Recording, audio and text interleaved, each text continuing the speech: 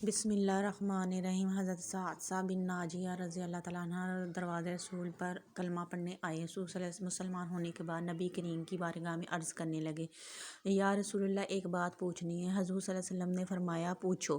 کہنے لگے، یا رسول اللہ دور جاہلیت میں ہم نے جو نیکیاں کی ہیں ان کا بھی اللہ ہمیں اجر عطا کرے گا، کیا اس کا بھی اجر ملے گا؟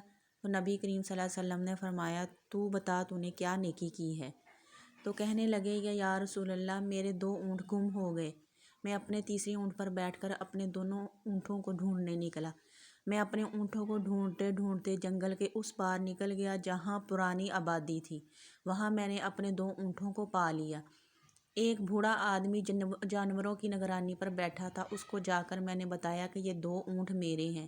وہ کہنے لگا، یہ تو چرتے چرتے یہاں آ گئے تھے، تمہارے ہیں تو لے جاؤ۔ انہی باتوں میں اس نے پانی بھی منگوا لیا، چند کھجوریں بھی آ گئیں۔ میں نے پانی پی لیا، کھجوریں بھی کھا رہا تھا کہ ایک بچے کے رونے کی آواز آئی تو بوڑھا پوچھنے لگا، بتاؤ بیٹی آئی ہے کہ بیٹا؟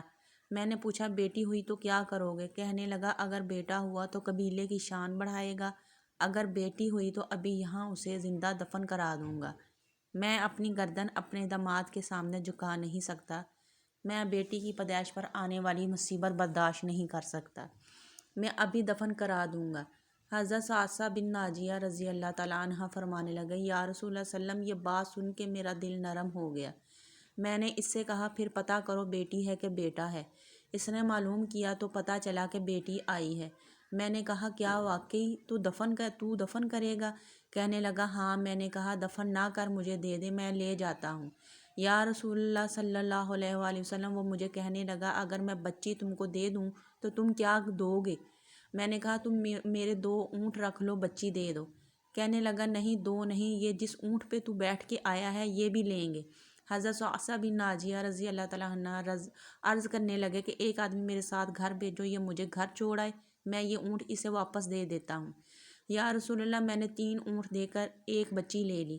اس بچی کو لا کے میں نے اپنی کنیز کو دیا، نوکرانی اسے دودھ پلاتی۔ یا رسول اللہ صلی اللہ علیہ وسلم وہ بچی میری داڑھی کے بالوں سے کھیلتی، وہ میرے سینے سے لگتی۔ حضور صلی اللہ علیہ وسلم پھر مجھے نیکی کا چسکا لگ گیا، میں ڈھونڈنے نکلا کہ کون کون سا قبیلہ بچیاں دفن کرتا ہے۔ یا رسول اللہ صلی اللہ علیہ وسلم 3 اونٹ دے کر بچی لایا کرتا۔ یا رسول اللہ صلی اللہ علیہ وسلم 360 بچیوں کی میں نے جان بچائی، میری حویلی میں 360 بچیاں پلتی ہیں۔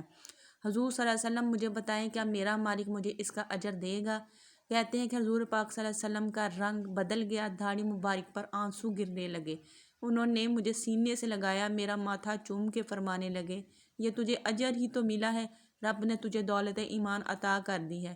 نبی کریم صلی اللہ علیہ وسلم فرمانے لگے، یہ تیرا دنیا کا اجر ہے اور تیرے رسول صلی اللہ علیہ وسلم کا وعدہ ہے، قیامت کے دن رب کریم تمہیں خزانے کھول کے دے گا۔ اللہم صلی علی محمد وعلی آل محمد وبارک وسلم۔ سبحان اللہ، یا اللہ ایسی ایمان اور ایسی استقامت ہم سب کو نصیب فرما، اپنے نیک بندوں میں شامل فرما، آمین یا رب العالمین۔ حدیث نمبر 6562۔